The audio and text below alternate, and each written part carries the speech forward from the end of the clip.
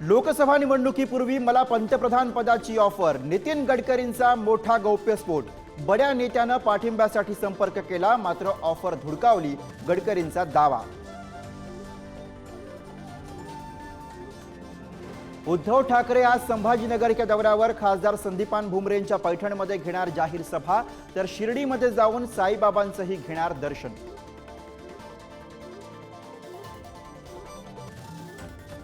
शरद पवार धुळे जिल्ह्याच्या दौऱ्यावर, पवारांचा आज शेतकरी मेळावा, कार्यकर्त्यांच्या भेटीगाठीही घेणार। मराठा ओबीसींमध्ये वाद निर्माण करणाऱ्या छगन भुजबळांनी मंत्रिपदाचा राजीनामा द्यावा, ओबीसी नेते हरिभाऊ राठोडांची मागणी। भुजबळांच्या राजकीय भूमिकेवरही उपस्थित केले प्रश्न।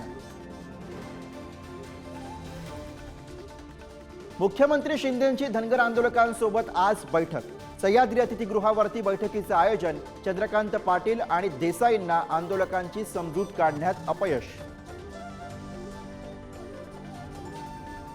मराठा आंदोलक राजश्री उमरेंच्या उपोषणाचा आज 14वा दिवस, सरकारचे शिष्टमंडळ उमरेंची भेट घेणार, मागण्या मान्य होईपर्यंत उमरे उपोषणावरती ठाम। मुख्यमंत्री शिंदे आज पुणे दौऱ्यावर, 5 मानाच्या गणपतींचं दर्शन घेणार, निवडणुकीआधी नेत्यांचा बाप्पाच्या चरणी धावा। अजित पवार आज बारामती दौऱ्यावर, जनता दरबारही घेणार, तर युगेंद्र पवारही अनेक गावात यात्रा काढणार। पुन्हा पवार विरुद्ध पवार लढतीची शक्यता। काँग्रेस म्हणजे शहरी नक्षलवादाचं नवं रूप, पंतप्रधान मोदींचा हरियाणामधील प्रचार सभेतनं खळबळजनक आरोप, तर काँग्रेसकडनं देशाच्या एकात्मतेवरती हल्ले सुरू, मोदींची टीका।